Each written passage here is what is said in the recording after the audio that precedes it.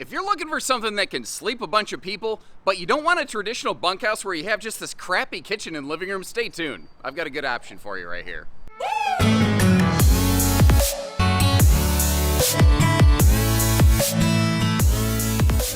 First of all, proper introductions if this is your first time with us. Welcome to Bish's RV. My name is Josh the RV Nerd. Today behind us we have a 378 Wildwood, or Salem. They're the exact same RV under two different names. Now, what this one is kind of what I've been calling two-story camping, where you've got an elevated loft sleeping space above a slide-out primary, bedroom here. The thing with this one is it gives us a clearly defined separate living room, separate kitchen, and sleeping space for multiple people before you even factor in the dual opposing hide-a-beds. So this is something that could sleep anywhere from, say, 2 to, 8 people pretty easily. And when I say that, I don't mean just kids. That's another thing this one does very well. A lot of bunkhouses, they only fit the littles. By the time kids even in their teens, most of the time they barely fit the bunks, but the RV industry hasn't really adapted because the kids aren't the ones buying. Mom and dad are still buying, so nothing's really changed, you know. This could work as attic loft storage space. Again, you've got the separate clear division of sleeping, and if everybody wants to come over, like if you've got this parked at like a lake site and everyone's gonna come visit for a weekend, you could have an awesome family holiday weekend in this thing. 6-point automatic leveling is also a really surprising find at this class and price point. You've got an enclosed forced air heated belly with their armored almost accessibility paneling that you find on the stick and tin Wildwoods, holding tank heaters, a big residential fridge, prep for a roof factory solar package and aftermarket solar package as well. Cool little power televator with a really deep shelf front living room windshield. It's also got a couple hiccups. I've yet to find the perfect RV. I'm going to point out a couple things that are really sweet, a couple things that maybe could be better, or just some things for you to consider, maybe points of concern. If you appreciate that fair info, make sure you hit that subscribe button. Let's get going because we got a lot to cover.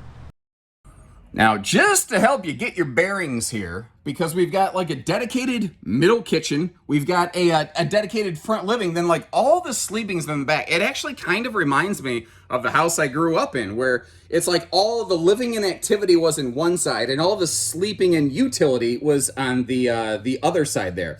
Now, I try to be fair about stuff, and I'm going to point out good with bad, or maybe just points of consideration, not even necessarily just bad.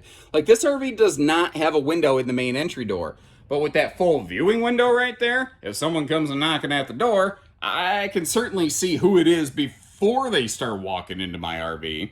And right next to the door, it's your stairs going to the upper deck, but because it's like effectively open and essentially hollow, that could be, I think, a somewhat functional shoe garage. I think that could work right there.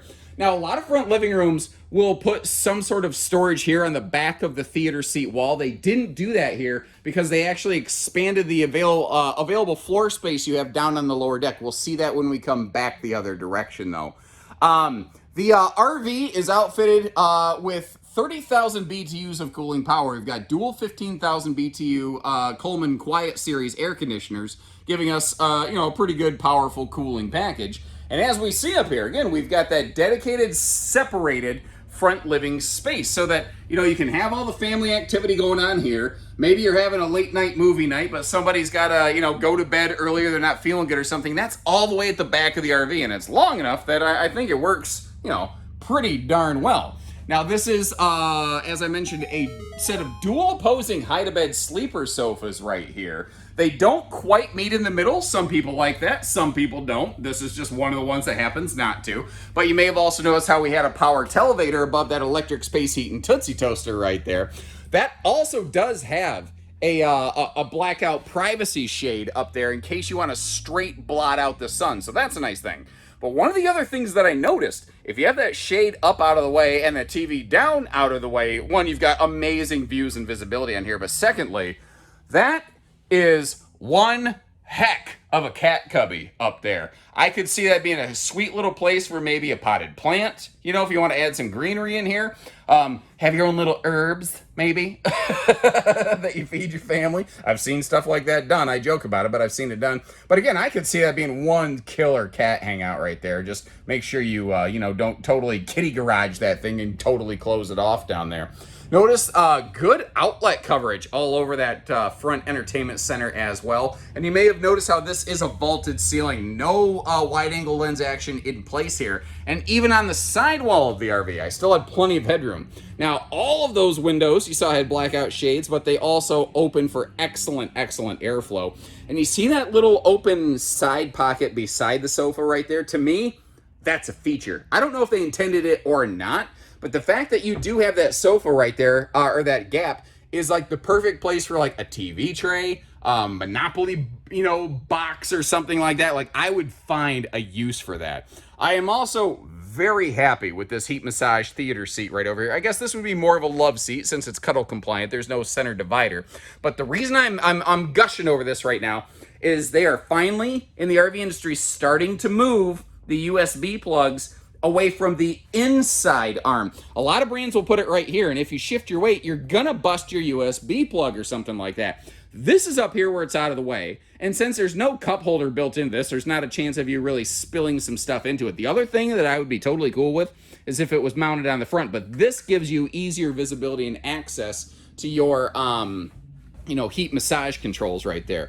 And the front of the RV, with the exception of where the stairs are located, is very symmetrical. So what we saw on the one side is exactly mirrored on the other. Now, real quick note, because of the gap beside the sofa, it's easier to see. So people ask me all the time, why don't they give us an option to put a desk up here? And the answer is because you can't. Not anywhere that's going to give you room for your legs. Because when you're in the upper deck of the RV like this, that right there is a big structural beam. So the slide has to be above that. So could you build a desk in that instead of a sofa? Sure. But you're not going to really have effective room for your legs unless basically you want to stay with your legs stretched out all of the time. And there's times I like to stretch out my legs, but not all of the time. So that's why you don't tend to see front living rooms with front desks. Just in case you were curious, and now you know. Moving downstairs. Although we are still looking up top. You might notice all of that cool accent lighting up here. That is going to be an awesome little nighttime navigation light. Where that's cool is if you are using those high beds and someone's not familiar with the RV, it will light up everything in here enough that you can see where you're going without being a direct bright light in your eye like Gizmo. Gizmo, bright light. And no, those are not sound effects. I can just do weird stuff with my voice like that. It's magic. The only thing I can't do with my voice, according to my wife, is turn it off, which she's still very hopeful that one day I discover that ability. So far, not yet. Good power outlet location right there. Couple over here by that coffee bar. There's also another one inside there, and I do apologize. I realize that I haven't turned on. There's lights under. Let me light this thing up. There we go. That's better. Sorry about that. Also, I realized I never turned on that little almost farmhouse style kind of very simple single light. Like, it doesn't look like it does much, but when you turn it off, the table area down here gets really dark, but it's not like a really bright in your face kind of light. Ooh, I'm glad I got up here and close to that. Extra set of power outlets down there under there. That's a good feature. I was just talking about smart outlet positioning. Like, this does all of that very well. The thing is, though, a lot of front living rooms tend to have really crappy kitchens. And certainly, compared to like a rear kitchen, I don't have near as much prep space, but I like all the different little dedicated spots that I have on this thing. It's not a symmetrical kitchen slide where you have counter space on both sides of the stove. They did what they could where they could. Now, over here in that, I think it's about a 15 cubic foot residential refrigerator. This does come with an inverter to keep that powered up while you're driving down the road, by the way.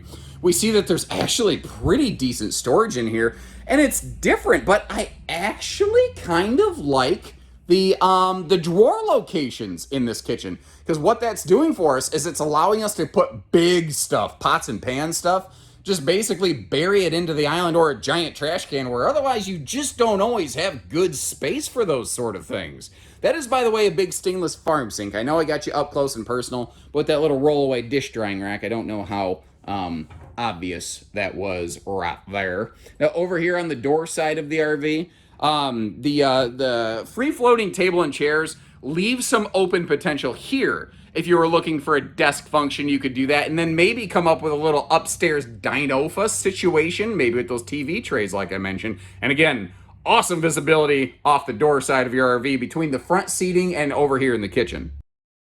As you may have noticed, we also have that extension leaf. Now, it's not massive, but what it might do is let you bring out like an extra little floating stool or something like that. Maybe two, if you really don't mind being elbow to elbow up in there. Or if you've got like a baby in a high chair, that could be a neat little baby station right there. But, you know, a little extra space if and when you need it. Now, rolling our way back here, I do want to point out once again how all the windows have the blackout roller shades. But what's cool on these is the backside of them is like a stark white. So if it is screaming hot outside, it's helping reflect the heat out and not soak the heat into the RV.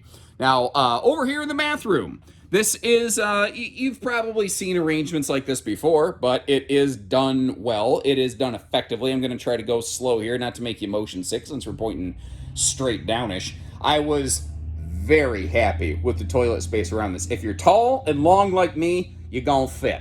If you are wide and thick, you're gonna fit. Like, you're just gonna fit no matter what. You see there was a seat there in the shower, and just little details like this. The Heritage Glen and Hemisphere, the Salem version of this, they have those little kind of shower baskets. It's nothing major, but it's just a place to help keep some extra towels or something up out of the way. Maybe some of the kids' stuff, you know? And that is a nice big size shower. I almost said bigly sized. Is bigly sized a way of saying that correctly? It feels wrong. What I'm getting at, though, because this is a loft model, they couldn't shrink the ceiling down, and the bathroom's on the lower deck.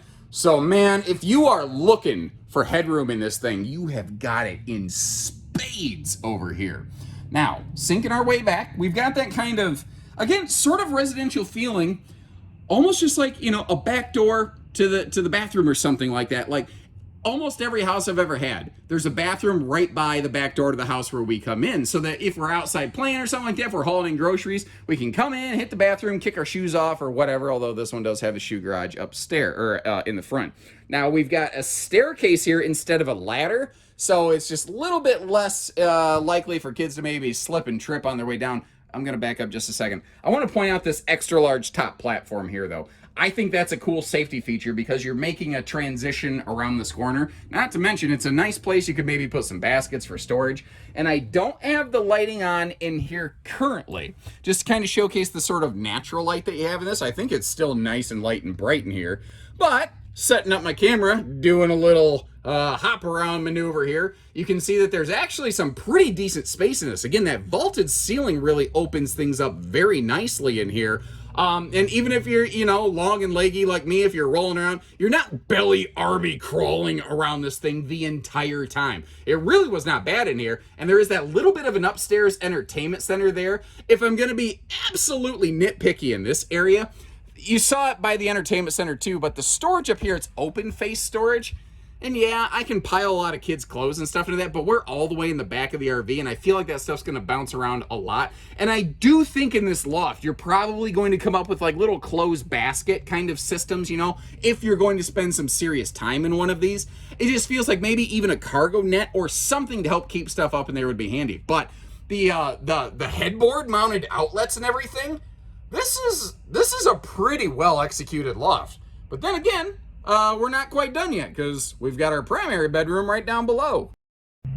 Now, one of the first things I want to address in here is someone's going to say, okay, so we have the air conditioning running through the ceiling and there's a room above this. How am I not going to be turned into a hot box, you know? There's actually two air conditioning ducts that run down in here. There's one over here, and there's one, you might be able to see it just above that big rear window on the back of this thing. So, you know, you do have a way to keep this cool and comfortable. Now, one of the things that I actually do like about this one is the total window coverage on it. You don't feel like you're crammed down into the Adam West Bat Cave, you know? You've got plenty of room in this thing. It's nice and spacious. Like, I'm standing over here beside the bed, and I mean, I'm just standing over here. I'm not doing the sideways two-step or anything like that. You can actually stand up and get dressed in this bedroom. It is not too awful bad. And frankly, If you really wanted just an insane jumbotron, that is a pretty big spot to put something like that right there. But I'm getting ahead of myself a little bit looking at this wall. This is a bedroom. Let's focus on the bedroom.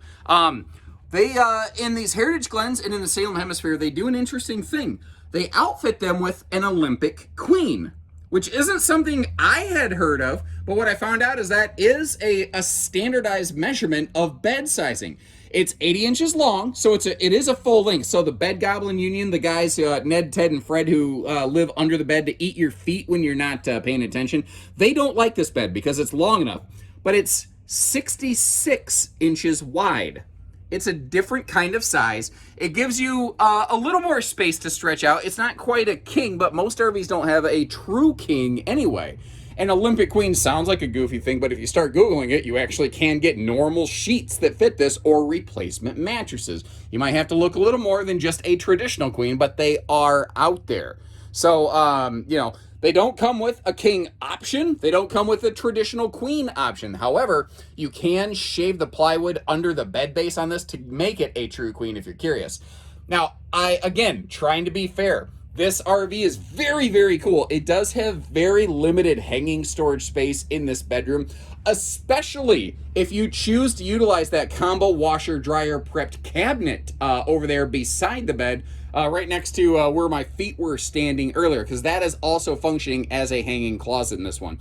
My estimation is that most people would probably use that for hanging clothing storage and not as a washer dryer, but I'm guessing. What do you guys think about that? Would you actually put the washer dryer in, or would you keep that as storage? I could be totally wrong. Would you come up with some other kind of interesting storage solution? I'd be curious to know what you think. If I slide over here on the bed to give you kind of, the nighttime point of view, here's what you're looking at. And I think the only thing we have left to do is close the slides. Well, and then go outside. And we're actually going to start in the back in the bedroom space right here. When this closes, it's not any kind of wacky folding mattress or anything like that. And since we are going up a staircase, the stairway to heaven, as it were, the upper deck loft space is not a question. Obviously, we can get over here to our bathroom from the back door. And this is actually where our primary switch panel is located, which is great because beyond that, unless you hop in the front door, you can't really get to much. But something to consider here, those steps do not open any further than that slide. So logically, if you're parked in a position where you could open the front or the back steps, then you should be able to open this big door side kitchen slide. And if you could do that, then you should be able to open up the at least one of the front seating slides if you need to, if not both of them, depending on what the space allows for. Now, now that we're up here, something else I want to show you though. Let's say that you don't have the ability to open, one of the slides. Let's say you're parked in, but somehow magically you can put the steps down. It's just the way that it works out.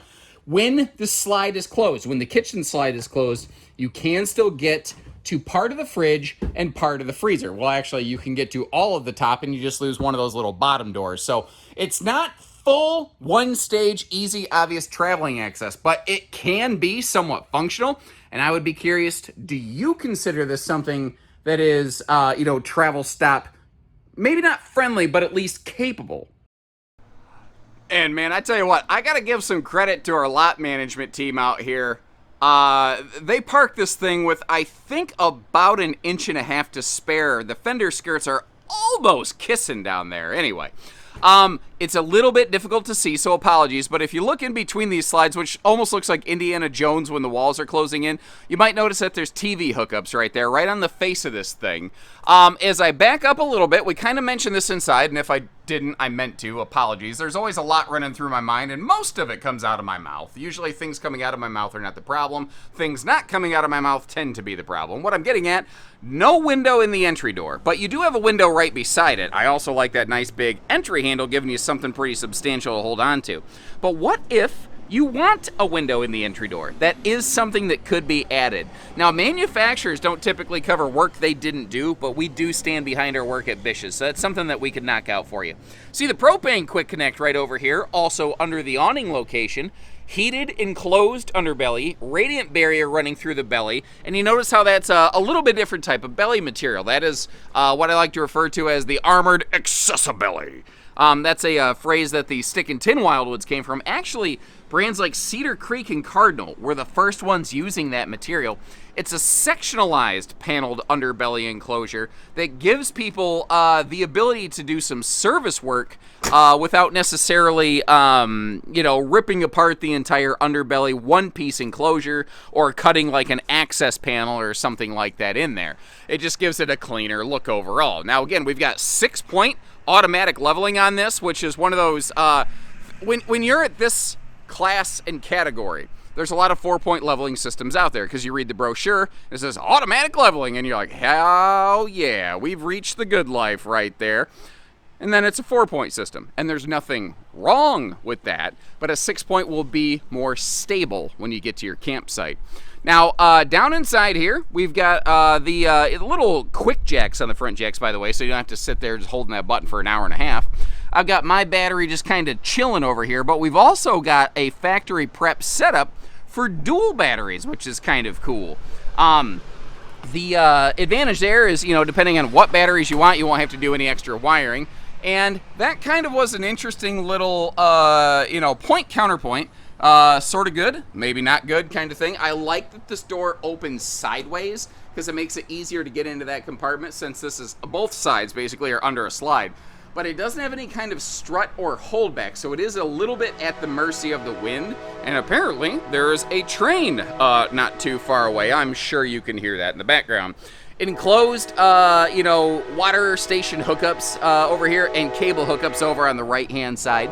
By the way, and here's our controls for our auto leveling. And that black box on the left is the inverter to help power that refrigerator. But on these models, that's really all that's doing. It's not an inverter with additional functions. Again, kind of a symptom of the price point here.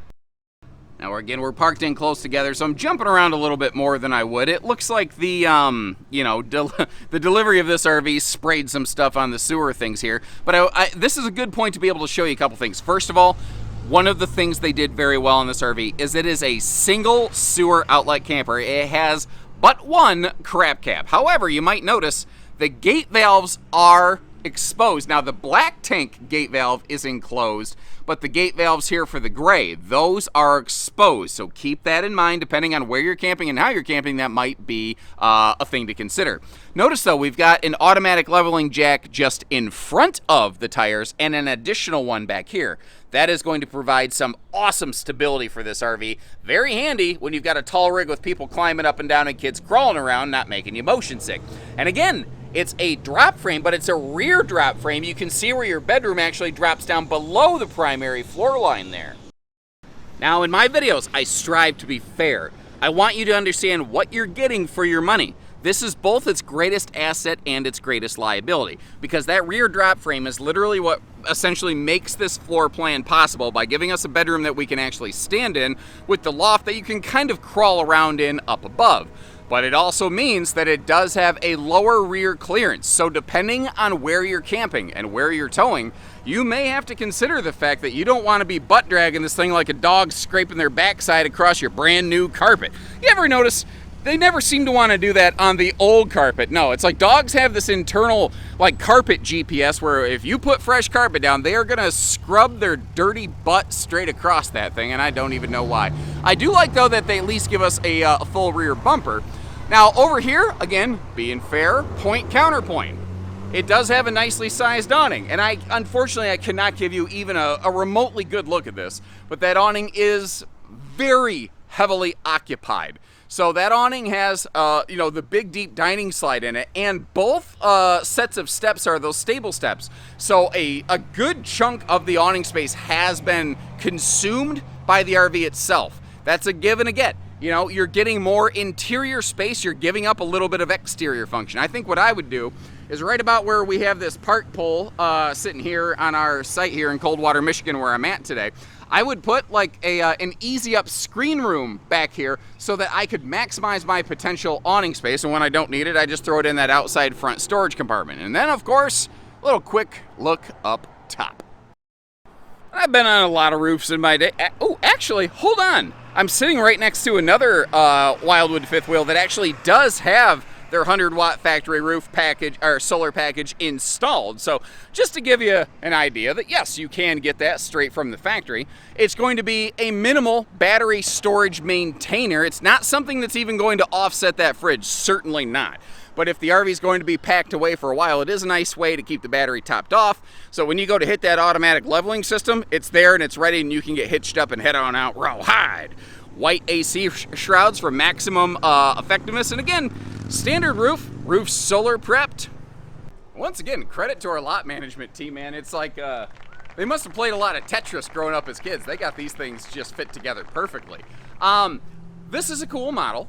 Maybe it's got some things that work for you. Maybe it doesn't. There are other things with similar layouts out there. I can think of Arctic Wolf. I can think of a Montana High Country. I think there's a Sabre out there that does a very similar thing. I've got a couple of these on file already in the video archive, so I will leave you a few links in the video description to some similar models in case you want to do some cross comparison. I'll also leave you a link back to our website where you can see if we have a Salem or Wildwood 378 in stock. And what the going price is on a given day at a given dealership, because shipping distance can change that cost very, very quickly. And again, if you appreciate the good with the bad, let me know what you think about this RV, the good with the bad, and hit that subscribe button if you haven't, like our video if you already have, and until next time, take care, stay safe, have fun, and happy camping, everyone.